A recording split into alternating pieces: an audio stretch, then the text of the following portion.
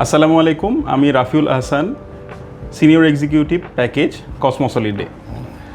আজকে আমাদের সম্মানিত অতিথি যিনি রিসেন্টলি আমাদের চায়না গ্রুপে জয়েন করেছিলেন, আজকে আমরা তার অভিজ্ঞতা সম্পর্কে জানব। তো আসসালামু আলাইকুম স্যার। ওয়ালাইকুম সালাম। স্যার, আপনি তো আমাদের সাথে রিসেন্টলি চায়না গ্রুপে জয়েন করেছিলেন। পুরো ট্যুরে আপনার অভিজ্ঞতা কেমন ছিল, আপনার মেমোরেবল মোমেন্টগুলো কী কী ছিল, যদি শর্টলি আমাদেরকে আজকে বলতেন। ধন্যবাদ আপনাকে। আমি এবং আমার একজন নিকট আত্মীয় দুজনে মিলে আমরা একটা 18 জনের দল সম্প্রতি চায়না ভ্রমণ করলাম। সত্যি কথা বলতে কি, আমাদের যাওয়ার আগে অনেক দ্বিমত ছিল, ভয়ভীতি ছিল, কেমন হবে না হবে। তো ফিরে এসে এখন আপনাদেরকে আমি বলবো যে আমরা এত খুশি যে মনে হয় যে আমার আত্মীয় স্বজন বা অন্য যারা আছে তাদেরকেও বলবো, এনকারেজ করবো যাওয়ার জন্য। তো সার্বিকভাবে কসমস হলিডেজ এখানে যে টোটাল প্যাকেজটার যেভাবে সাজিয়েছে, আমাদের কাছে মনে হয়েছে যে না, এটা খুব ভালো। কারণ দেখার তো শেষ নাই, যাওয়ারও শেষ নাই। চায়না একটা বিশাল দেশ। তো এখানে মেইন যে স্পটগুলি আছে সেগুলি ক্যাপচার করা এবং সেগুলিকে ফ্যাসিলিটেট করা, ইট ওয়াজ এক্সেলেন্ট। তো আমি যদি বলি সার্বিকভাবে যাতায়াত এটা ভালো ছিল, কোথাও কোনো ডিলে বা কোনো কিছু হয় নাই, সমস্ত তথ্য দেওয়া ছিল।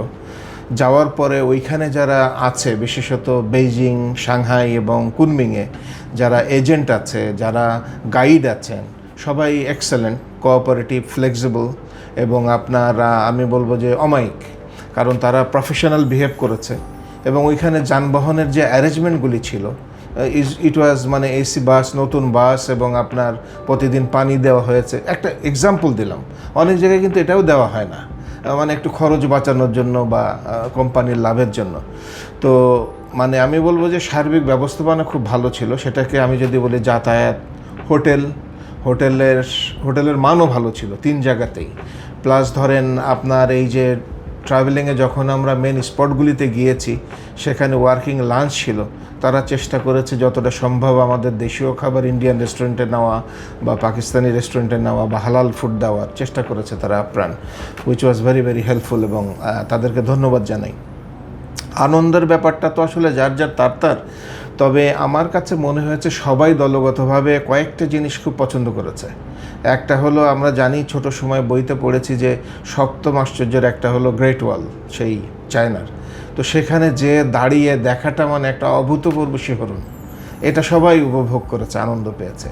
তার পাশেও অনেক চাইনিজ যেসব সংস্কৃতি আছে, দালান কোঠা আছে, এগুলি দেখেও অনেক আনন্দ পেয়েছে। এবং বিশেষত আমি বলবো যে ডিজনিল্যান্ডের ব্যাপারটা, এইটা তো মানে সকালে যে সে রাত 10টা পর্যন্ত সবাই এখানে এক নাগাড়ে বসেছিল, সমস্ত রাইডগুলি চড়া। তারপরে ধরেন বিশেষত শেষে যে বাজি পোড়ানো এবং আলোর ঝলকানি, এটা দেখে কি বলবো, এটা শুধু বাচ্চাদের জন্য না, এটা আমাদের মতো বাচ্চারাও খুব মানে কি বলবো যে উপভোগ করেছে বিষয়টা। আবার সাংহাইয়ের যদি আপনি স্কাইলাইন দেখেন, নানজিং রোড দেখেন, কুনমিংয়ে স্টোন ফরেস্ট দেখেন, সবগুলি আসলে ভালো এবং দেখার মতো বিষয়।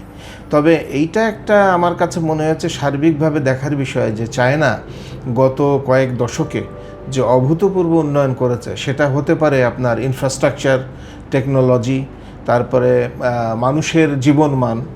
আমরা যে বুলেট ট্রেনে চড়েছি, এটা প্রায় 375 কিলোমিটার বেগে চলেছে। তো এটা তো আমার জীবনের প্রথম অভিজ্ঞতা। তো এরকম সবাই, আমি দলের অন্যান্য সবার সাথেও আলাপ করে দেখেছি যে তারা বিশেষত এই যে গ্রেট ওয়াল, বেইজিংয়ের অন্যান্য যেগুলি আছে, আপনার এই সামার প্যালেস প্লাস অন্যান্য জায়গা, সাংহাইয়ের বিষয়গুলি এবং কুনমিংয়ের বিষয়গুলি, সবগুলি তারা খুব এনজয় করেছে এবং তাদেরকে ভালো লেগেছে। আমরা আসার পথে এয়ারপোর্টে খুব ব্রিফলি একটু আলাপ করেছিলাম নিজেরা। সবার মতামত এরকমই, আমার মতোই মনে হয়েছে আর কি আমার কাছে। ধন্যবাদ স্যার আপনাকে আপনার ট্যুর অভিজ্ঞতা শেয়ার করার জন্য। আশা করছি সামনে আমাদের সাথে আরও ট্যুর হবে আপনার, এবং আরও নতুন অভিজ্ঞতা আমাদের সাথে অর্জন করতে পারবেন। না, নিশ্চয়ই, যদি আবার যাই হয়তো যাব। প্রধান বিষয় হলো যে আমি আশা করি যে কসমস তার এই গুণগত মানটা ধরে রাখবে, এবং শুধু এই প্যাকেজের জন্য না, সব প্যাকেজের জন্যই। হয়তো আর এক জায়গায় যেয়ে নিশ্চয়ই আমাদের হয়তো এরকমভাবে ভালো এবং কি বলবো স্যাটিসফ্যাক্টরি মতামতটা দেওয়ার সুযোগ হবে বলে আশা করি। ধন্যবাদ স্যার আপনাকে আপনার মূল্যবান সময় দেওয়ার জন্য। ধন্যবাদ।